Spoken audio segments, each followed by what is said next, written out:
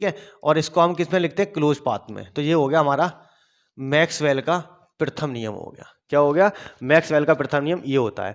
अब कहता है चुंबकत्व का गॉस नियम। तो चुंबकत्व का गॉस नियम क्यों। हेलो स्टूडेंट, कैसे हैं आप लोग, बढ़िया एकदम। तो आइए आज स्टार्ट करते हैं हम क्लास 12 यानी कि यूपी बोर्ड और क्लास 12 का चैप्टर नंबर 11। इसके अंदर हम क्या देखेंगे, यहाँ पर हमको पढ़ना है वैद्युत चुंबकीय तरंगें यानी कि इलेक्ट्रोमैग्नेटिक वेव्स के बारे में हम यहाँ पर पढ़ेंगे।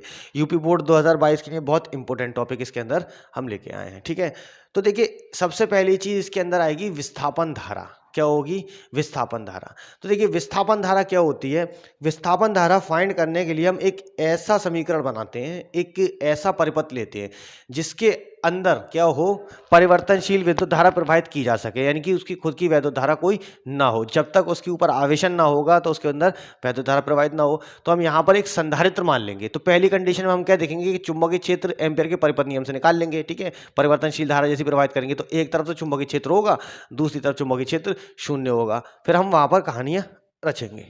चलते हैं विस्थापन धारा। तो देखिए विस्थापन धारा में हम निकालते क्या है, एक धारा का फाइंड करते हैं, यानी कि खोई हुई धारा होती है इसके अंदर, खोई हुई धारा, खोई हुई धारा। इसको हम क्या बोलते हैं, विस्थापन धारा बोलते हैं, आईडी, जो हमें फाइंड करनी है। इसके अंदर परिवर्तनशील धारा इसके अंदर प्रवाहित करेंगे। कौन सी धारा प्रवाहित करेंगे, परिवर्तनशील धारा, परिवर्तनशील धारा इसके अंदर प्रवाहित की जाएगी। जब उसके बाद में क्या होगा, उसके ऊपर वैद्युत फ्लक्स बनेगा। क्लियर। तो हम क्या करते हैं, यहाँ पर एक संधारित्र मानते हैं। क्या लेते हैं, हम एक संधारित्र लेते हैं। ठीक है, मान लो आपका ये संधारित्र है। क्लियर, ये संधारित्र है। क्लियर। अब हमने क्या किया, इसके ऊपर एक वृत्ताकार लूप हमने बना लिया। क्या बना लिया, इसके ऊपर एक वृत्ताकार लूप हमने यहाँ पर लेके चल रहे हैं। ये हमने इसके ऊपर एक वृत्ताकार लूप ले लिया। ठीक, तो जैसे ही हम इसके अंदर धारा प्रवाहित करेंगे, ठीक, मान लो इसको हमने नाम दिया S1 पृष्ठ। ठीक, S1 पृष्ठ और इसकी त्रिज्या कितनी है, R। क्लियर। जैसे ही हम इसके अंदर विस्थापित धारा यानी कि परिवर्तनशील धारा प्रवाहित करेंगे जो समय के साथ बदल रही है, तब इसके ऊपर आवेशन होगा, इसका कुछ वैद्युत क्षेत्र होगा। अभी इसका क्या है, वैद्युत क्षेत्र है। तो देखिए पहली कंडीशन में क्या देखा जाएगा कि इसके ऊपर जो होगा ना, ठीक, एम्पियर का परिपथ नियम लगाना है हमको। तो जैसे ही हम इस पृष्ठ पर एम्पियर का परिपथ नियम लगाते हैं, ठीक है, तो एम्पियर का परिपथ नियम क्या कहता है कि बी डॉट डी एल जो होता है वो किसके बराबर होता है, म्यू नॉट आई के बराबर। और हम यहाँ पर धारा कौन सी प्रवाहित कर रहे हैं, परिवर्तनशील, तो हम इसको ले लिया टी। ठीक, अब इसमें कोई धारा नहीं है। ठीक है, जब तक इस पर परिवर्तनशील धारा नहीं दी जाएगी। जैसे ही हम इसके ऊपर परिवर्तनशील धारा देंगे तो इसके अंदर क्या होगा, वैद्युत फ्लक्स परिवर्तित होगा। तो पहली कंडीशन में हमने क्या देखा कि मान लीजिए वृत्ताकार लूप है, इसकी वजह से चुंबकीय क्षेत्र कितना है, अंदर भी चुंबकीय क्षेत्र कुछ होगा। ठीक है, वो बाद में होगा। तो बी डॉट डी एल, हमने क्या करा, इस डी एल का मान रख लिया। तो ये वृत्ताकार लंबाई है तो इसका मान कितना होगा, 2 पाई आर होगा। ठीक है, यहां पर हमने क्या देखा कि अभी तो विस्थापित धारा इसके अंदर आ रही है, अभी तो धारा आ रही है। ठीक है, यानी कि ये रहा, हमने समीकरण नंबर 1 मान लिया। ठीक, अब जैसे ही इसके अंदर प्रवाहित की धारा, तो यहां पर तो चुंबकीय क्षेत्र बन चुका है, यहां पर चुंबकीय क्षेत्र नहीं है। ठीक, तो हम क्या करेंगे, जैसे ही इसके ऊपर आवेशन वाली धारा प्रवाहित करेंगे तो यहां भी एक हम पृष्ठ बना लेंगे, एक वृत्ताकार रूप बना लेंगे जिसका पृष्ठ कितना होगा, S2, ये R त्रिज्या का है। ठीक है, अब क्या होगा, इस कंडीशन में भी यहां पर हम बिंदु P मान लें और यहां पर बिंदु मान लें M। तो P पर तो है लेकिन M पर नहीं है। तो M पर जो होगा वहीं पर ही हमें क्या निकालना है, विस्थापन धारा की आवश्यकता पड़ती है। ठीक है, जो एक खोई हुई धारा होती है साहब। हमने क्या निकालना है, यहाँ पर विस्थापन धारा निकालनी है। क्या निकालनी है, विस्थापन धारा। तो हम क्या करेंगे, ये तो हो गया। अभी क्या देखा था इससे पहले कि यहाँ पर जो चुंबकीय क्षेत्र विस्थापन धारा प्रवाहित करने से पहले यहाँ पर चुंबकीय क्षेत्र कितना हो रहा है, 0 हो रहा है। ठीक है, ये हमारा इक्वेशन नंबर 2 हो गया। अब इस एम पर फाइंड, यानी कि किस पर था, पी पर था, ये किस पर था, पी पर। अब किस पर फाइंड करना है हमें, अब एम पर फाइंड करेंगे। किस पर फाइंड करेंगे, एम पर। तो देखिए एम पर जब फाइंड कर रहे होंगे, ठीक है, तो हम क्या करेंगे, एम पर निकालना है हमको। तो यहां पर कुछ वैद्युत क्षेत्र होगा। मान लो संधारित्र मतलब H2 का जो संधारित्र का वैद्युत क्षेत्र की तीव्रता कितनी होती है, E बराबर सिग्मा अपॉन एप्सिलॉन नॉट होती है। और वी नो डेट सिग्मा किसके बराबर होता है, Q अपॉन A के बराबर होता है। क्लियर, Q अपॉन A के बराबर होता है। तो यहां से हमने क्या कर दिया, Q upon A epsilon not इसको मान लिया। क्लियर। यहां से हम Q का मान निकाल लें। अभी इसके अंदर फ्लक्स कितना परिवर्तित होगा, पहले देखो फ्लक्स परिवर्तन, यानी कि वैद्युत फ्लक्स परिवर्तित होगा। इसके अंदर क्या होगा, वैद्युत फ्लक्स परिवर्तन, वैद्युत फ्लक्स परिवर्तन, तभी तो विस्थापन धारा आएगी। ठीक है, तो ये कितना हो जाएगा, वैद्युत फ्लक्स परिवर्तन फाई इजिकल टू कितना होता है, ई डॉट ए। इस ए का मान उठा के हम इस ई का मान उठा के इसके अंदर रख दें, तो फाई इजिकल टू कितना हो जाता है यहाँ से, Q upon A epsilon not into a से ए कैंसिल हो गया, तो यहाँ पर कितना हो गया, क्यू फाई ई, जो वैद्युत फ्लक्स है, कौन सा फ्लक्स है, वैद्युत flux, phi E into epsilon naught. तो इसके अंदर इतना आवेशन होगा। अब हम क्या करेंगे, इसको परिवर्तित करते हैं समय के साथ, तो यहाँ पर एक धारा उत्पन्न हो जाएगी, और जब ये यहाँ पर धारा उत्पन्न होगी तभी यहाँ पर क्या होगा, विस्थापन धारा मिल जाएगी हमको। ठीक है, तो हमने इसको मान लिया समीकरण नंबर 3। ठीक है, अब हम क्या करें, समीकरण 3 का दोनों ओर टी के सापेक्ष अवकलन कर दें। ठीक, तो ये कितना हो जाएगा, d q upon D t, और ये किसके बराबर हो गया, d phi E q d phi E upon ए epsilon naught upon D t. अब एप्सिलॉन नॉट क्या हो जाएगा, कॉमन आ गया, तो d q upon D t बराबर किसके हो चुका, यानी कि epsilon naught d phi E upon D t. ठीक, अब d q upon D t को हम क्या लिख देंगे, आई डी लिख देंगे। क्या लिख देंगे, I d, epsilon naught d phi E upon D t. यही होती है हमारी विस्थापन धारा। क्या होती है हमारी, ये आईडी होती है हमारी विस्थापन धारा। ठीक, आईडी हमारी विस्थापन धारा है। ठीक, आईडी क्या है, हमारी विस्थापन धारा। तो हमने आईडी का मान कितना निकाला यहाँ से, epsilon naught E d phi E upon D t. तो विस्थापन धारा क्या होगी, वैद्युत फ्लक्स परिवर्तन तथा एप्सिलॉन नॉट का गुणनफल जो होता है वो विस्थापन धारा होती है। और पूरे परिपथ में क्या होगा, परिवर्तनशील धारा थी, क्या थी, यानी कि बी डॉट डी एल किसके बराबर था, म्यू नॉट आई टी के। अब हम जानते हैं, देखिए आई टी जो होगा, इसके अंदर क्या आ गई, एक तो चालन धारा आ गई और दूसरी क्या आ गई, विस्थापन धारा। तो आई टी क्या है, चालन धारा कंडक्शन करंट, और आई डी डिस्प्लेसमेंट करंट का योगफल होती है परिवर्तनशील धारा। ठीक है साहब, तो हम क्या करेंगे इसको, यानी कि आई, अब इस समीकरण के अंदर हमें कुछ नहीं करना है। ठीक है, तो ये हो गया हमारा बी डॉट डी एल, बस खाली मान रखने, B dot D l equal to हो गया, और म्यू नॉट किसके बराबर हो गया, आई सी प्लस आई डी के बराबर हो गया। ठीक है साहब, अब इसका अंदर हम गुणा भाग लगाएंगे, तो mu naught I c plus mu naught I d हो गया, और हमने विस्थापन धारा कितनी निकाली थी, ये निकाली थी, तो कितना हो जाएगा, mu naught I c plus mu naught I d की जगह आप कितना रखना है आपको, epsilon naught d phi E upon D t. तो ये होती है हमारी विस्थापन धारा, और ये हो गया हमारा बी डॉट डी एल किसके बराबर हो गया, mu naught I c upon epsilon naught d E के बराबर हो गया। यही हमारा क्या है, मैक्सवेल का चौथा नियम है। क्या है, मैक्सवेल का चौथा नियम। तो अब चलते हैं इसके नेक्स्ट टॉपिक की तरफ। तो नेक्स्ट टॉपिक क्या है हमारा, नेक्स्ट टॉपिक है मैक्सवेल के नियम।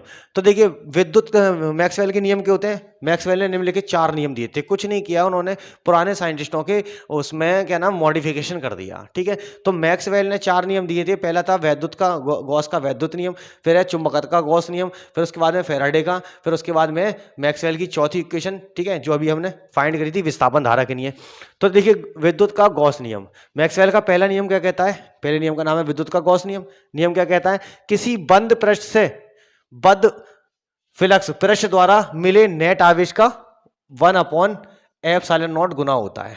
ये होता है, यानी कि किसी बंद पृष्ठ से वैद्युत फ्लक्स पृष्ठ द्वारा मिले नेट आवेश का कितना होता है, एप्सिलॉन नॉट गुना होता है। तो देखिए मान लीजिए कोई भी सर्किट था, कोई भी हमारा सरफेस है, उसके ऊपर क्या होगा, जब इसके ऊपर वैद्युत बल रेखाएं गुजरेंगी, वैद्युत बल रेखाएं जब इसके ऊपर गुजर रही होंगी, ठीक है, तो हम जानते हैं वैद्युत फ्लक्स किसके बराबर होता है, फाई बराबर ई डॉट ए के बराबर होता है।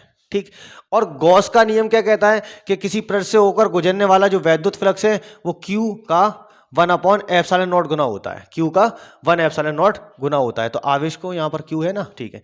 अब क्या करेंगे, हम इन दोनों को बराबर करते हैं, तो ये कितना हो जाता है, ई डॉट ए बराबर हो जाता है आपका कितना, क्यू अपॉन एप्सिलॉन नॉट। ठीक है, और इसको हम किस में लिखते हैं, क्लोज पाथ में। तो ये हो गया हमारा मैक्सवेल का प्रथम नियम हो गया। क्या हो गया, मैक्सवेल का प्रथम नियम ये होता है। अब कहता है चुंबकत्व का गॉस नियम। तो चुंबकत्व का गॉस नियम क्या होता है कि किसी बंद पृष्ठ से बद्ध चुंबकीय फ्लक्स जो होगा वो शून्य होगा। मतलब फ्लक्स है तो ये कितना हो गया, phi equal to B dot A या डी ए, जो भी लेना है आपको। तो अगर कोई स्वतंत्र चुंबक रखी हुई है तो उसके ऊपर जो फ्लक्स होगा वो कितना होगा, जीरो। अगर हम फाई का मान या जीरो लग लेते हैं तो गॉस का ये आ गया आपका नियम दूसरा, गॉस का नियम कह रहा हूं, चुंबकत्व का गॉस नियम यानी कि मैक्सवेल का दूसरा इक्वेशन, बी डॉट ए बराबर कितना होता है, जीरो के। ठीक, अब आता है विद्युत चुंबकीय प्रेरण का फैराडे नियम। किसका, विद्युत चुंबकीय प्रेरण का फैराडे नियम। ठीक है साहब, फैराडे नियम क्या होता है, फैराडे का नियम, जब किसी बंद पृष्ठ के अंदर, जब किसी पृष्ठ में क्या होता है कि जब किसी पृष्ठ के अंदर विद्युत धारा प्रवाहित की जाती है तो उसके अंदर चुंबकीय फ्लक्स परिवर्तन हो जाता है, जो कि किसके बराबर होता है, ऋणात्मक दर के बराबर होता है साहब। तो चुंबकत्व का जो गॉस नियम है,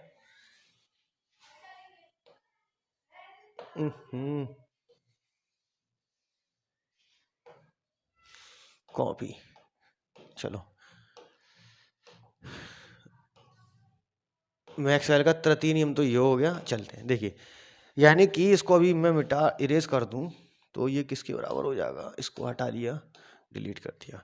देखो, किसी बंद पृष्ठ से प्रेरित विद्युत वाहक बल जो है परिपथ से बद्ध चुंबकीय फ्लक्स परिवर्तन की ऋणात्मक दर के बराबर होता है।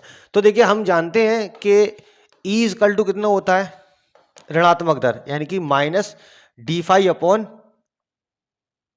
D t. ठीक है, ये होता है हमारा बद्ध चुंबकीय फ्लक्स का परिवर्तन। और वी नो डेट ई किसके बराबर होता है, ई आपका बराबर होता है बंद पृष्ठ यानी कि ई डॉट डी एल, इसके बराबर होता है। तो हम ई का मान इसके अंदर जैसे ही प्रवाहित कर देंगे, जैसे ही रख देंगे, तो ये कितना हो गया, फाई, यानी कि वो फाई कह रहा हूं, close circuit E dot D L बराबर D phi upon D T, इसके बराबर होता है साहब। ठीक है, चौथा नियम क्या कहता है आपका, चौथा नियम वही एम मैक्सवेल का जो अभी हमने विस्थापन धारा वाला नियम पढ़ा था, वही है इसका। ठीक है, यानी कि किसी बंद पृष्ठ की सीमा के भीतर चुंबकीय क्षेत्र का रेखीय समाकलन जो होता है, चुंबकीय क्षेत्र का रेखीय समाकलन चालन धारा तथा विस्थापन धारा का योग होता है। ठीक साहब, तो यानी कि हम जानते हैं क्या था हमारा विस्थापन धारा वाला बी डॉट डी एल किसके बराबर होता है, म्यू नॉट टी के। ठीक है, म्यू नॉट आई टी, ये हमारा एम्पियर का परिपथ नियम था ना। अब हमने जानते थे कि बी डॉट डी एल अभी निकाला था, किसके बराबर हुआ था, म्यू नॉट आई टी का मान कितना रखना है आपको, आई सी प्लस आई डी, चालन धारा तथा विस्थापन धारा का योग। और हम जानते हैं बी डॉट डी एल, ठीक, म्यू नॉट यानी कि आई डी किसके बराबर आया था हमारा, आई सी को हमने ऐसे ही रहने दिया। ठीक, और ये किसके बराबर होता है, ये होता है हमारा epsilon naught d phi E upon D t. ठीक, तो ये कितना हो जाएगा, बी डॉट डी एल बराबर mu naught I c plus epsilon naught d phi E upon D t. तो देखिए, यहां पर हमारी मैक्सवेल की चारों इक्वेशनें हो चुकी हैं। ठीक है, चलते हैं फिर नेक्स्ट टॉपिक की तरफ। ठीक है, तो नेक्स्ट टॉपिक इसका क्या होगा, एक मिनट रुकिए। हेलो स्टूडेंट, कैसे हैं आप लोग, बढ़िया एकदम। तो आइए आज स्टार्ट करते हैं हम क्लास 12th यानी कि यूपी बोर्ड और क्लास 12th का चैप्टर नंबर 11। इसके अंदर हम क्या देखेंगे, यहाँ पर हमको पढ़ना है वैद्युत चुंबकीय तरंगें यानी कि इलेक्ट्रोमैग्नेटिक वेव्स के बारे में हम यहाँ पर पढ़ेंगे। यूपी बोर्ड 2022 के लिए बहुत इंपॉर्टेंट टॉपिक इसके अंदर हम लेके आए हैं। ठीक है, तो देखिए, सबसे पहली चीज़ इसके अंदर आएगी विस्थापन धारा। क्या होगी, विस्थापन धारा। तो देखिए, विस्थापन धारा क्या होती है, विस्थापन धारा फाइंड करने के लिए हम एक ऐसा समीकरण बनाते हैं, एक ऐसा परिपथ लेते हैं जिसके अंदर क्या हो, परिवर्तनशील विद्युत धारा प्रवाहित की जा सके, यानी कि उसकी खुद की वैद्युत धारा कोई ना हो। जब तक उसके ऊपर आवेशन ना होगा तो उसके अंदर वैद्युत धारा प्रवाहित ना हो। तो हम यहाँ पर एक संधारित्र मान लेंगे। तो पहली कंडीशन में हम क्या देखेंगे कि चुंबकीय क्षेत्र एम्पियर के परिपथ नियम से निकाल लेंगे। ठीक है, परिवर्तनशील धारा जैसी प्रवाहित करेंगे तो एक तरफ तो चुंबकीय क्षेत्र होगा, दूसरी तरफ चुंबकीय क्षेत्र शून्य होगा। फिर हम वहां पर कहानियां रचेंगे। चलते हैं विस्थापन धारा। तो देखिए, विस्थापन धारा में हम निकालते क्या है, एक धारा का फाइंड करते हैं, यानी कि खोई हुई धारा होती है इसके अंदर, खोई हुई धारा, इसको हम क्या बोलते हैं, विस्थापन धारा बोलते हैं, आईडी, जो हमें फाइंड करनी है। इसके अंदर परिवर्तनशील धारा इसके अंदर प्रवाहित करेंगे। कौन सी धारा प्रवाहित करेंगे, परिवर्तनशील धारा, परिवर्तनशील धारा इसके अंदर प्रवाहित की जाएगी। जब उसके बाद में क्या होगा, उसके ऊपर वैद्युत फ्लक्स बनेगा। क्लियर। तो हम क्या करते हैं, यहाँ पर एक संधारित्र मानते हैं। क्या लेते हैं, हम एक संधारित्र लेते हैं। ठीक है, मान लो आपका ये संधारित्र है, क्लियर, ये संधारित्र है, क्लियर। अब हमने क्या किया, इसके ऊपर एक वृत्ताकार लूप हमने बना लिया। क्या बना लिया, इसके ऊपर एक वृत्ताकार लूप हमने यहाँ पर लेके चल रहे हैं। ये हमने इसके ऊपर एक वृत्ताकार लूप ले लिया। ठीक, तो जैसे ही हम इसके अंदर धारा प्रवाहित करेंगे, ठीक, मान लो इसको हमने नाम दिया S1 पृष्ठ। ठीक, S1 पृष्ठ और इसकी त्रिज्या कितनी है, R, क्लियर। जैसे ही हम इसके अंदर विस्थापित धारा यानी कि परिवर्तनशील धारा प्रवाहित करेंगे जो समय के साथ बदल रही है, तब इसके ऊपर आवेशन होगा, इसका कुछ वैद्युत क्षेत्र होगा। अभी इसका क्या है, वैद्युत क्षेत्र है। तो देखिए पहली कंडीशन में क्या देखा जाएगा कि इसके ऊपर जो होगा ना, ठीक, एम्पियर का परिपथ नियम लगाना है हमको। तो जैसे ही हम इस पृष्ठ पर एम्पियर का परिपथ नियम लगाते हैं, ठीक है, तो एम्पियर का परिपथ नियम क्या कहता है कि B डॉट डी एल जो होता है वो किसके बराबर होता है, म्यू नॉट आई के बराबर। और हम यहाँ पर धारा कौन सी प्रवाहित कर रहे हैं, परिवर्तनशील, तो हम इसको ले लिया टी। ठीक, अब इसमें कोई धारा नहीं है, ठीक है, जब तक इस पर परिवर्तनशील धारा नहीं दी जाएगी। जैसे ही हम इसके ऊपर परिवर्तनशील धारा देंगे तो इसके अंदर क्या होगा, वैद्युत फ्लक्स परिवर्तित होगा। तो पहली कंडीशन में हमने क्या देखा कि मान लीजिए वृत्ताकार लूप है, इसकी वजह से चुंबकीय क्षेत्र कितना है, अंदर भी चुंबकीय क्षेत्र कुछ होगा, ठीक है, वो बाद में होगा। तो B डॉट डी एल, हमने क्या करा, इस डी एल का मान रख लिया, तो ये वृत्ताकार लंबाई है तो इसका मान कितना होगा, 2 पाई r होगा। ठीक है, यहां पर हमने क्या देखा कि अभी तो विस्थापित धारा इसके अंदर आ रही है, अभी तो धारा आ रही है, ठीक है, यानी कि ये रहा, हमने समीकरण नंबर 1 मान लिया। ठीक, अब जैसे ही इसके अंदर प्रवाहित की धारा, तो यहां पर तो चुंबकीय क्षेत्र बन चुका है, यहां पर चुंबकीय क्षेत्र नहीं है। ठीक, तो हम क्या करेंगे, जैसे ही इसके ऊपर आवेशन वाली धारा प्रवाहित करेंगे तो यहां भी एक हम पृष्ठ बना लेंगे, एक वृत्ताकार रूप बना लेंगे जिसका पृष्ठ कितना होगा, S2, ये R त्रिज्या का है। ठीक है, अब क्या होगा, इस कंडीशन में भी यहां पर हम बिंदु P मान लें और यहां पर बिंदु मान लें M। तो P पर तो है लेकिन M पर नहीं है, तो M पर जो होगा वहीं पर ही हमें क्या निकालना है, विस्थापन धारा की आवश्यकता पड़ती है। ठीक है, जो एक खोई हुई धारा होती है साहब, हमने क्या निकालना है, यहाँ पर विस्थापन धारा निकालनी है। क्या निकालनी है, विस्थापन धारा। तो हम क्या करेंगे, ये तो हो गया। अभी क्या देखा था इससे पहले कि यहाँ पर जो चुंबकीय क्षेत्र विस्थापन धारा प्रवाहित करने से पहले यहाँ पर चुंबकीय क्षेत्र कितना हो रहा है, 0 हो रहा है। ठीक है, ये हमारा इक्वेशन नंबर 2 हो गया। अब इस M पर फाइंड, यानी कि किस पर था, P पर था, ये किस पर था, P पर। अब किस पर फाइंड करना है हमें, अब M पर फाइंड करेंगे। किस पर फाइंड करेंगे, M पर। तो देखिए M पर जब फाइंड कर रहे होंगे, ठीक है, तो हम क्या करेंगे, M पर निकालना है हमको। तो यहां पर कुछ वैद्युत क्षेत्र होगा, मान लो संधारित्र मतलब H2 का जो संधारित्र का वैद्युत क्षेत्र की तीव्रता कितनी होती है, E बराबर सिग्मा अपॉन एप्सिलॉन नॉट होती है। और वी नो डेट सिग्मा किसके बराबर होता है, Q अपॉन A के बराबर होता है। क्लियर, Q अपॉन A के बराबर होता है। तो यहां से हमने क्या कर दिया, Q upon A epsilon not इसको मान लिया। क्लियर, यहां से हम Q का मान निकाल लें। अभी इसके अंदर फ्लक्स कितना परिवर्तित होगा, पहले देखो फ्लक्स परिवर्तन, यानी कि वैद्युत फ्लक्स परिवर्तित होगा। इसके अंदर क्या होगा, वैद्युत फ्लक्स परिवर्तन, वैद्युत फ्लक्स परिवर्तन, तभी तो विस्थापन धारा आएगी। ठीक है, तो ये कितना हो जाएगा, वैद्युत फ्लक्स परिवर्तन फाई इज इक्वल टू कितना होता है, E डॉट ए। इस A का मान उठा के हम इस E का मान उठा के इसके अंदर रख दें, तो फाई इज इक्वल टू कितना हो जाता है, यहाँ से Q upon A epsilon not into A से ये कैंसिल हो गया, तो यहाँ पर कितना हो गया, Q फाई E, जो वैद्युत फ्लक्स है, कौन सा फ्लक्स है, वैद्युत flux, phi E into epsilon naught. तो इसके अंदर इतना आवेशन होगा। अब हम क्या करेंगे, इसको परिवर्तित करते हैं समय के साथ, तो यहाँ पर एक धारा उत्पन्न हो जाएगी, और जब ये यहाँ पर धारा उत्पन्न होगी तभी यहाँ पर क्या होगा, विस्थापन धारा मिल जाएगी हमको। ठीक है, तो हमने इसको मान लिया समीकरण नंबर 3। ठीक है, अब हम क्या करें, समीकरण 3 का दोनों ओर टी के सापेक्ष अवकलन कर दें। ठीक, तो ये कितना हो जाएगा, d q upon D t, और ये किसके बराबर हो गया, d phi E q, d phi E upon E epsilon naught upon D t. अब एप्सिलॉन नॉट क्या हो जाएगा, कॉमन आ गया, तो d q upon D t बराबर किसके हो चुका, यानी कि epsilon naught d phi E upon D t. ठीक, अब d q upon D t को हम क्या लिख देंगे, आई डी लिख देंगे। क्या लिख देंगे, I d epsilon naught d phi E upon D t. यही होती है हमारी विस्थापन धारा। क्या होती है हमारी, ये आईडी होती है हमारी विस्थापन धारा। ठीक, आईडी हमारी विस्थापन धारा है। ठीक, आईडी क्या है हमारी, विस्थापन धारा। तो हमने आईडी का मान कितना निकाला, यहाँ से epsilon naught E, d phi E upon D t. तो विस्थापन धारा क्या होगी? वैद्युत फ्लक्स परिवर्तन तथा एप्सिलॉन नॉट का गुणनफल जो होता है वो विस्थापन धारा होती है। और पूरे परिपथ में क्या होगा? परिवर्तनशील धारा थी, क्या थी?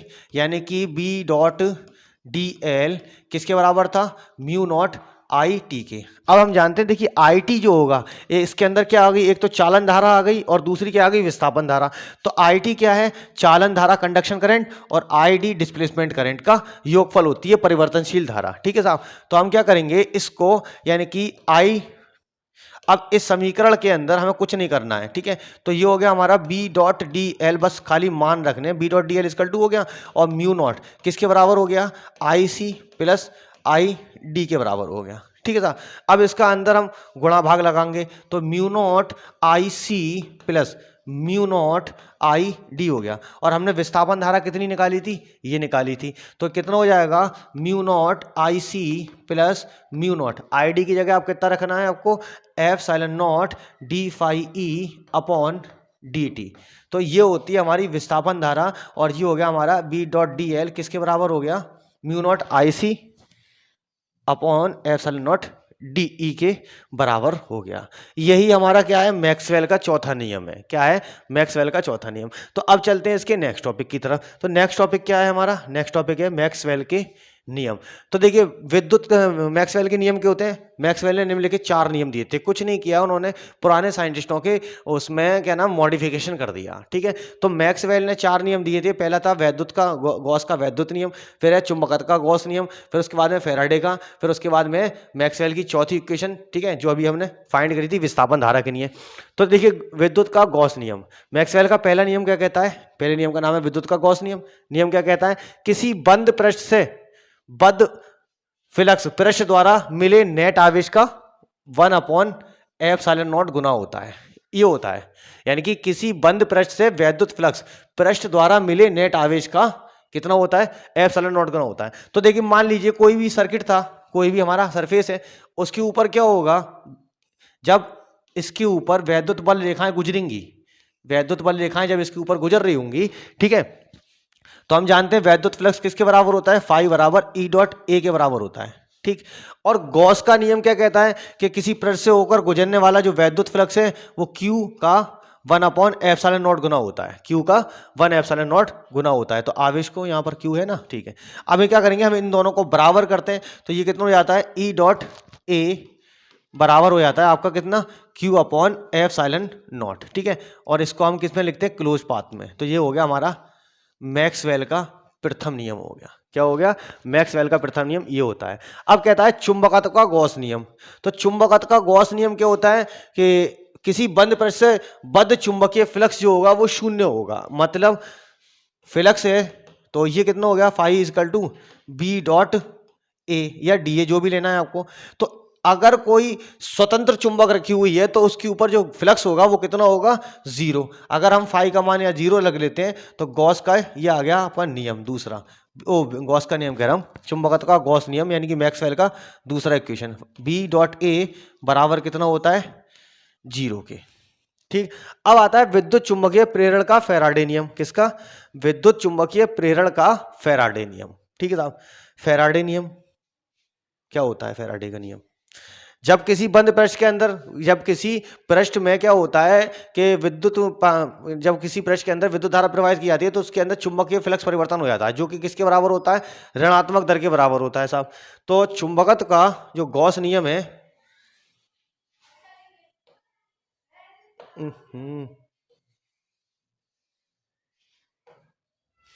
कॉपी, चलो, मैक्सवेल का तृतीय नियम तो ये हो गया। चलते हैं, देखिए, यानी कि इसको अभी मैं मिटा इरेज कर दूं तो ये किसके बराबर हो जाएगा? इसको हटा लिया, डिलीट कर दिया।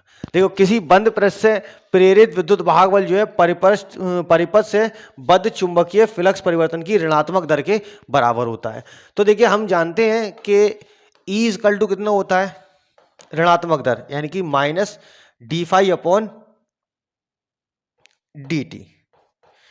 ठीक है। ये होता है हमारा बद्ध चुंबकीय फ्लक्स का परिवर्तन। और वी नो डेट ई किसके बराबर होता है? ई आपका बराबर होता है बंद पृष्ठ, यानी कि ई डॉट डी एल इसके बराबर होता है। तो हम ई का मान इसके अंदर जैसे ही प्रवाहित कर देंगे, जैसे ही रख देंगे, तो ये कितना हो गया फाई, यानी कि वो फाई कह रहा हूँ, close circuit E dot D L बराबर D phi upon D T, इसके बराबर होता है साहब।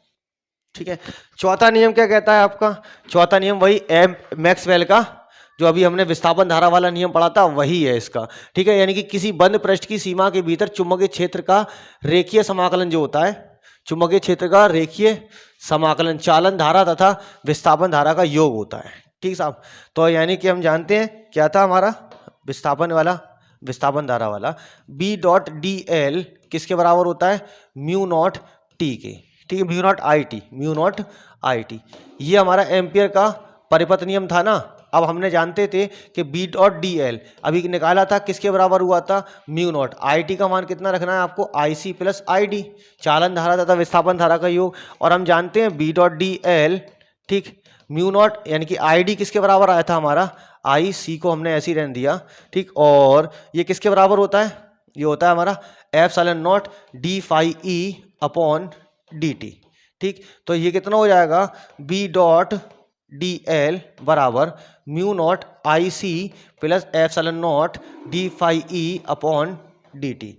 तो देखिए यहां पर हमारी मैक्सवेल की चारों इक्वेशनें हो चुकी हैं। ठीक है, चलते हैं फिर नेक्स्ट टॉपिक की तरफ। ठीक है, तो नेक्स्ट टॉपिक इसका क्या होगा? एक मिनट रुकिए, चलते हैं इसके नेक्स्ट टॉपिक की तरफ। तो देखिए नेक्स्ट टॉपिक क्या है इसका? नेक्स्ट टॉपिक है विद्युत चुंबकीय तरंगें तथा अभिलक्षण।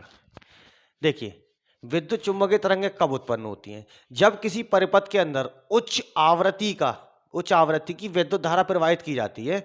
ठीक है, तो क्या होता है उसके अंदर चुंबकीय क्षेत्र तथा वैद्युत क्षेत्र एक दूसरे के लंबवत चलने लगते हैं। ठीक है, इसको हम क्या बोलते हैं? विद्युत चुंबकीय तरंगें बोलते हैं। ठीक है, ये उत्पन्न कब होती हैं? उच्च आवृत्ति की धारा प्रवाहित करने पर। कहां पर? उच्च आवृत्ति की धारा प्रवाहित करने पर। ठीक है, कब उत्पन्न होती है? ये उच्च आवृत्ति की धारा जब किसी परिपथ के अंदर प्रवाहित की जाती है तो उसके अंदर तरंगे, तो उसके अंदर जो है ना तरंगे उत्पन्न हो जाती है। इसको हम क्या बोलते हैं? विद्युत चुंबकीय तरंगे। ठीक है साहब, यानी कि और ये क्या होती है? एक दूसरे के लंबवत होती हैं। कैसी होती हैं? लंबवत होती हैं, लंबवत होती हैं साहब। ठीक है, दूसरी चीज क्या है? इनको माध्यम की आवश्यकता नहीं होती है, माध्यम की आवश्यकता नहीं, ये किसी भी माध्यम में चल सकती हैं, आवश्यकता नहीं होती। ठीक, नहीं होती है। चौथी चीज क्या है? ये एक दूसरे के लंबवत होती हैं, ये तो हो गया। ठीक है, और ये वायु क्या है? प्रकाश की चाल से चलती हैं। किससे चलती हैं? प्रकाश की चाल से चलती हैं, प्रकाश की चाल से चलती हैं। ठीक, प्रकाश की चाल से चलती हैं। दूसरी चीज क्या है? अब इनका ऊर्जा घनत्व आएगा, वो अभी हम देख लेंगे। ठीक है, इनका जो वैद्युत ऊर्जा, हाँ, इनका वैद्युत ऊर्जा घनत्व कितना होता है? इनका जो होता है वैद्युत ऊर्जा घनत्व, तो वैद्युत ऊर्जा घनत्व इसका किसके बराबर होता है? You E 1/2 epsilon naught E square. ठीक है, इनका चुंबकीय ऊर्जा घनत्व कितना होता है? चुंबकीय ऊर्जा घनत्व, ठीक, चुंबकीय ऊर्जा घनत्व, तो U मैग्नेटिज्म बराबर होता है half B square upon mu naught, निर्वात की चुंबकशीलता। ठीक, ये हो गया। अब इसको अगर हम ग्राफिकली समझें तो देखिए हम क्या करेंगे, एक हमने प्लेन बना लिया, एक्स वाई जेड प्लेन। ठीक है, कौन सा प्लेन है ये? X y z plane. तो हमने लिया एक्स, ये इसको ले लिया वाई, और ये लिया जेड प्लेन। तो जैसे ही उच्च आवृत्ति का प्रकाश, क्या? उच्च आवृत्ति की धारा, ठीक है, किसी वैद्युत परिपथ के अंदर प्रवाहित की जाती है, तब ये उत्पन्न होती है। तो ये जो है ना साइनोसाइडल चलती हैं, इस तरह से।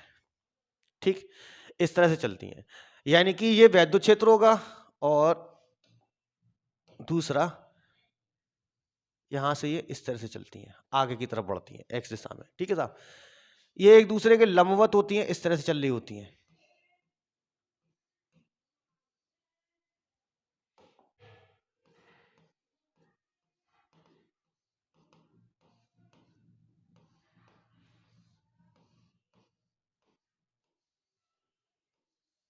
इस तरह से ये चलती हैं।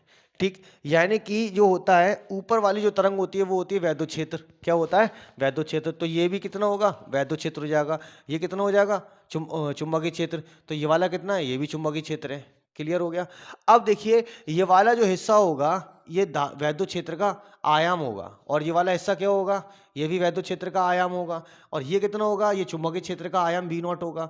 ये कितना होगा? चुंबकीय क्षेत्र का आयाम बी नॉट होगा। ठीक है, तो ये क्या होते हैं? अगर इनका इक्वेशन लिखी जाए तो ई बराबर किसके होता है? E not sine omega T minus के एक्स के बराबर होता है। ठीक है, और चुंबकीय क्षेत्र बी बराबर किसके होता है? B naught sine omega T minus के एक्स। ठीक है, ई नॉट बी नॉट क्या है? इनके आयाम है। क्या है? इनके आयाम। ठीक है साहब, चलो चलते हैं आगे की तरफ। नेक्स्ट टॉपिक क्या है? मुक्त आकाश में ई तथा बी में संबंध निकालना है। तो देखिए इसके अंदर जो संबंध आएगा वो ये आएगा, ई नॉट बी नॉट बराबर होता है प्रकाश की चाल के, यानी कि ई बराबर हो जाएगा ई अपॉन बी प्रकाश की चाल के। अगर यहां पर ई नॉट वी नॉट और ई अपॉन वी देखा जाए तो ये क्या है? वेग फिल्टर है। ठीक, लेकिन यहाँ पर क्या है? उच्च आवृत्ति का प्रकाश है, इसलिए हम यहाँ पर माध्यम जो है कितना लेंगे? स्पीड जो लेंगे किसी क्या नाम वायु की चाल के बराबर लेंगे। और इसकी स्पीड, प्रकाश की चाल की स्पीड कितनी होती है? 3 गुणा 10 की घात 8 मीटर पर सेकंड होती है साहब इसकी स्पीड। ये क्लियर? अब हमें क्या है ना, इसके बीच में संबंध निकालना है। इसके बीच में संबंध निकालना है। ठीक है साहब, तो ये क्या होता है? फंक्शन होता है, टाइम डिपेंडेंट है एक्स कॉमा टी का। ठीक, यहां पर एफ एक्स कॉमा टी है। ठीक है, यानी कि वेव फंक्शन इसके अंदर पूरा का पूरा चलना है। के हमारा वेव नंबर है, ओमेगा क्या है हमारी, अभी क्या है? अभी ना लिखा ना मैंने। ठीक है, चलो क्या निकालना है आपको? मुक्त आकाश में ई तथा बी के बीच में संबंध। तो हम जानते हैं कि ई इक्वल टू कितना होता है? E not sine omega T minus के एक्स। ठीक, इसको हमने इक्वेशन 1 ले लिया।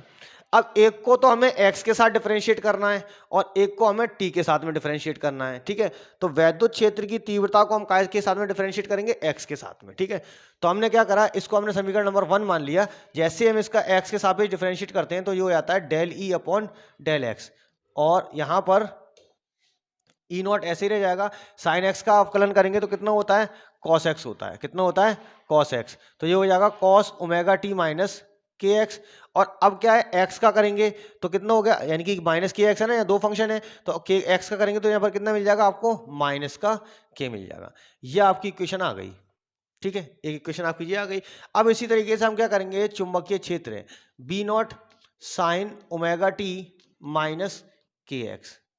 अब क्या करेंगे? चुंबकीय क्षेत्र का हम टी के सापेक्ष कर देते हैं। किसके सापेक्ष करते हैं? टी के सापेक्ष। तो ये कितना हो जाएगा? Del B upon del t. ठीक है, यहां पर कितना हो गया? B naught sine omega t को हम दोबारा लिख देंगे तो कितना हो जाएगा? कॉस ओमेगा टी माइनस के एक्स।